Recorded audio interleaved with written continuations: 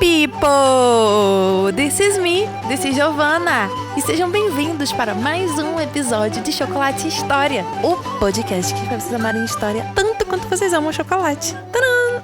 Como é que vocês estão, gente? Vocês estão bem? I'm fine, thank you. Gente, hoje nós estamos aqui para a segunda e última parte da comemoração do meu aniversário. Uma comemoração hiper atrasada aqui, né, no podcast, porque eu faço aniversário no dia 13 de julho, mas eu não podia deixar de fazer, mesmo que atrasada. E o primeiro episódio foi sobre a Leopoldina, que nasceu no mesmo dia que eu, no dia 13 de julho. E eu fiz aí o episódio sobre ela. Então, se você quiser participar da comemoração do meu aniversário, não deixem de escutar o episódio da Leopoldina, que tá muito legal, de verdade. E aí, gente, hoje eu vim trazer, então, de fato, o episódio que vai finalizar as comemorações e que eu fiz o maior suspense, né, do que era. Mas vocês já estão vendo no título, que é sobre a tiara Cameu Parure. Em português, a gente chama de tiara camafeu, porque é o estilo, né? São as pedras preciosas que tem na tiara que vocês vão ver nas fotos. Mas eu prefiro chamar de cameu. Então eu vou chamar a tiara de cameu. Posso em algum momento chamar de camafeu? Posso, mas eu prefiro de cameu. É o mesmo nome, tá? Só que cameu é em inglês e camafeu é em português. O chocolate do episódio de hoje é o Galac, porque eu acho que combina com a sensação que a tiara nos passa e com a suavidade que ela tem, né? Um charme. Ela tem uma elegância que eu acho que só o chocolate branco nos traz, confesso. Então, o chocolate de hoje é o Galac, tá? E essa tiara foi a tiara que inspirou o meu bolo de aniversário, que também está lá no Instagram e no Facebook, né? Que é o @ElisabethMargot_ e o Facebook é Elizabeth Margot. Eu sou apaixonada por essa tiara e eu me inspirei nela pra poder fazer o bolo, né? Eu não fiz não, né? Eu encomendei aqui no Rio de Janeiro e assim... lindíssima, lindíssima, lindíssima, lindíssima. O bolo tá lindíssimo, a tiara é lindíssima, tudo é lindíssimo. Então assim, gente, não deixem de ir no Instagram ou no Facebook pra ver fotos dessa tiara maravilhosa. Que eu amei conheci há muitos anos e amei que fosse o tema do meu bolo desse ano aí de 2021. Eu fazendo 26 anos. Então vamos começar, né? Já falei o chocolate, já expliquei mais ou menos o porquê dessa tiara, né? De eu amar essa tiara, que é lindíssima. E vamos começar então.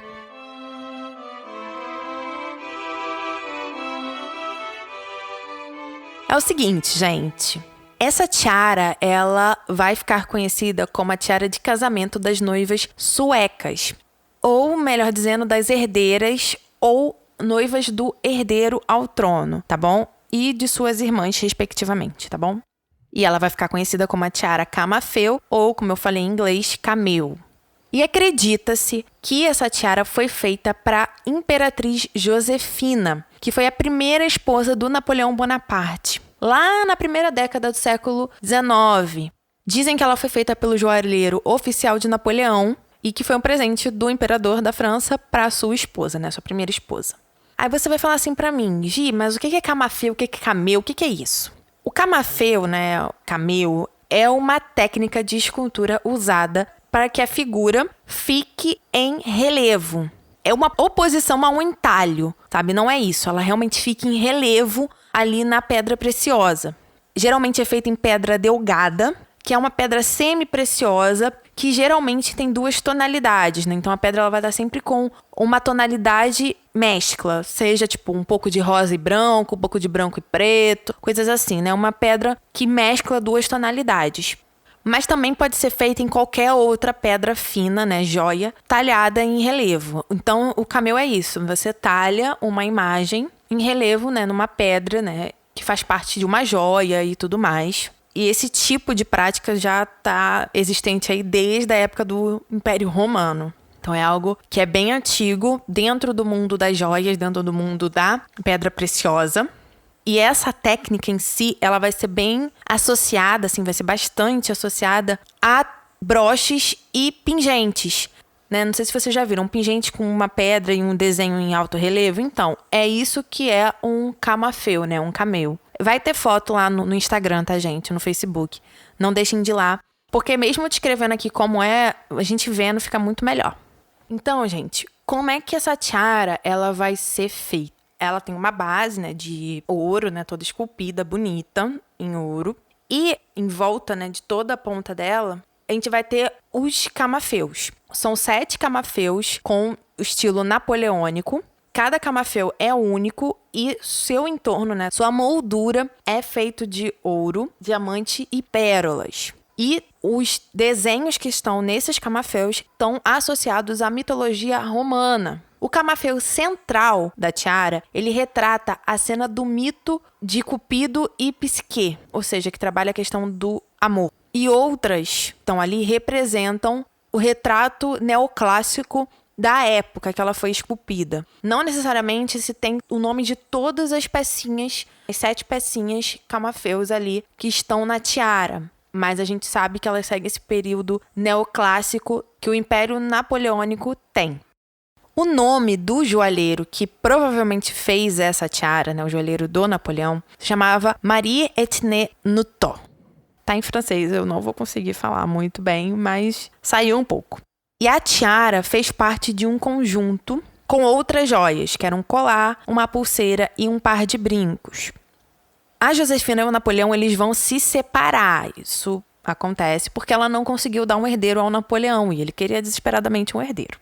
Só que nessa separação, a Josefina vai ficar com as joias e a tiara vai ficar com ela. A gente nunca viu a Josefina, né, esposa do Napoleão, usando essa tiara, mas tudo indica que ela era a dona. E a Josefina, ela já tinha 2 filhos de um casamento anterior, né? Quando ela casou com o Napoleão, ela tinha 2 filhos, um menino e uma menina, a qual a Josefina emprestou a tiara, né? Ela emprestou a tiara para a filha e a filha foi rainha da Holanda. E a filha, né, chegou a usar essa tiara, mas não foi dada a ela, foi só emprestada, tá bom?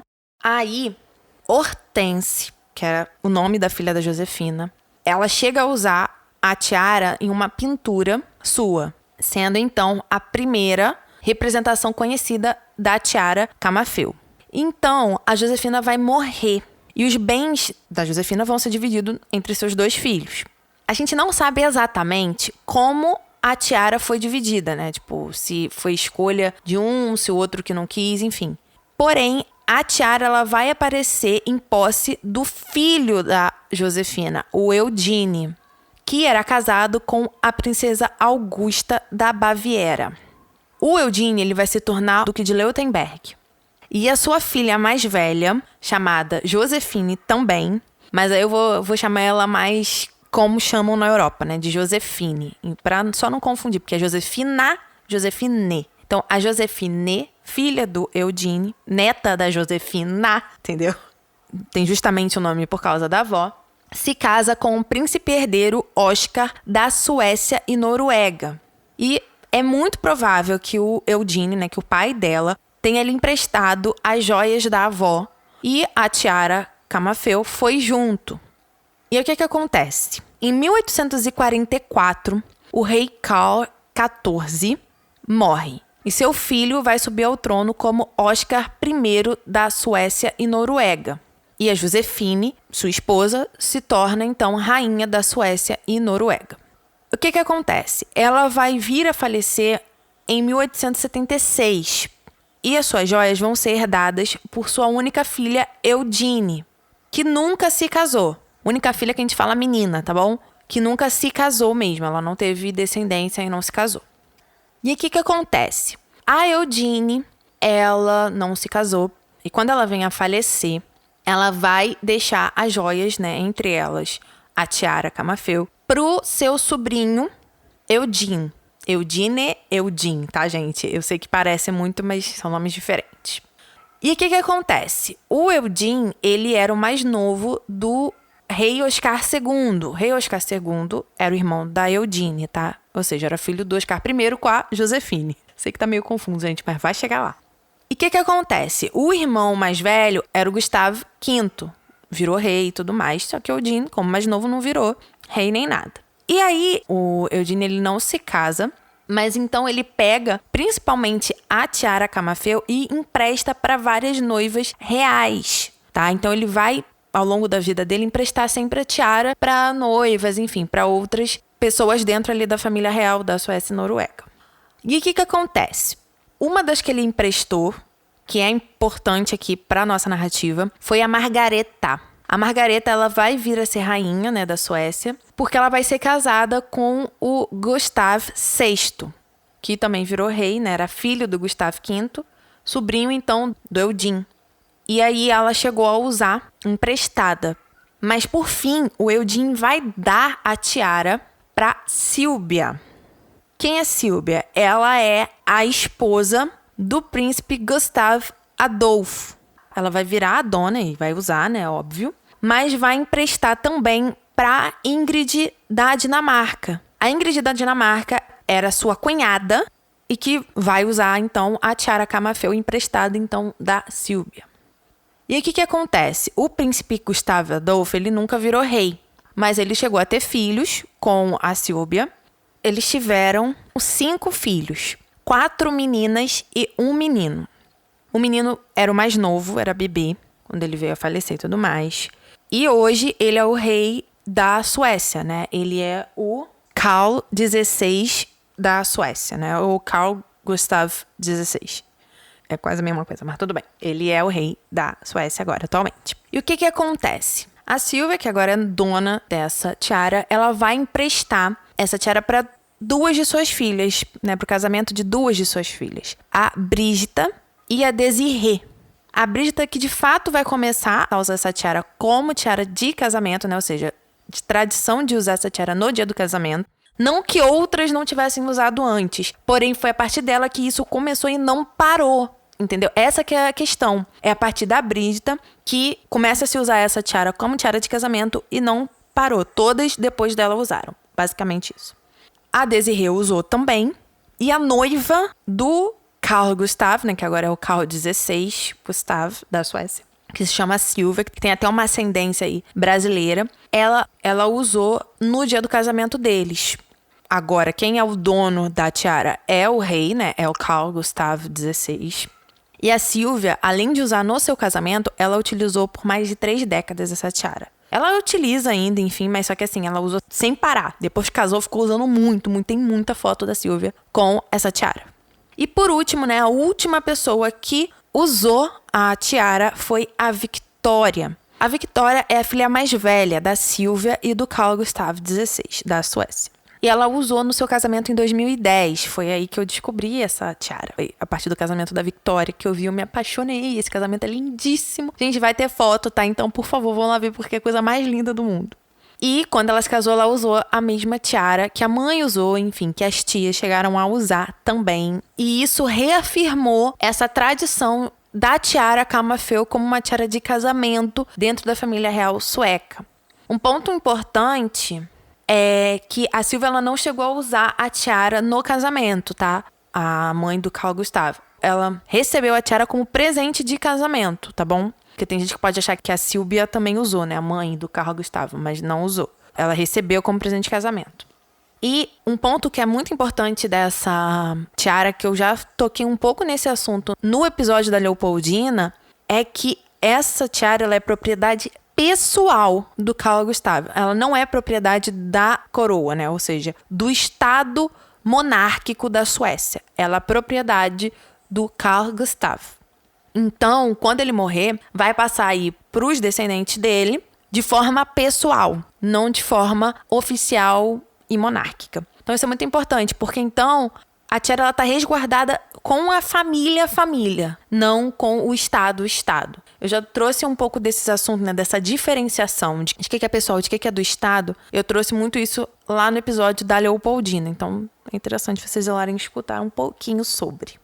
E assim, gente, a minha ideia com esse episódio, que é um episódio que vai ser pequeno, assim, que é pequeno, mas é para trazer para vocês como a tiara andou, né? Como foi a trajetória dela até chegar onde ela está hoje, né? Até se tornar o que ela é hoje. E é muito interessante, eu acho lindíssimo. Então vocês vão achar fotos lá, vocês vão achar fotos da tiara sozinha, foto das pessoas que usaram a tiara, foto das pessoas que foram donas dessa tiara. Então assim, vai ter essa trajetória em meio que árvore genealógica pra vocês. Vou fazer com muito carinho e amor. Vocês sabem que eu adoro fazer esse tipo de coisa.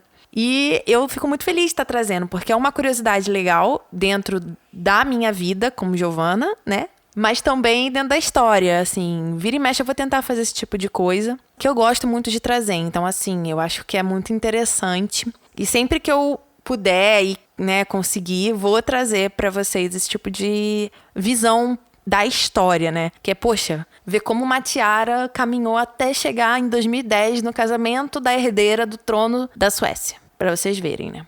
Então, isso pra mim é muito, muito legal, tá bom? Então é isso, gente. Eu espero que vocês tenham gostado desse episódio de Chocolate História. Um episódio curtinho, né? Mas foi um episódio que eu diria que foi bem importante pra mim.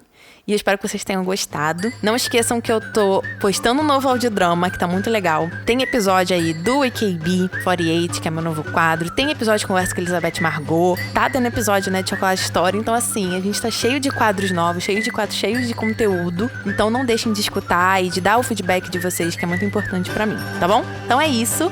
Não esqueçam de ir no Instagram e no Facebook. O Instagram é @ElizabethMargot_. O Facebook é Elizabeth Margot. Fiquem com Deus, um grande beijo e tchau!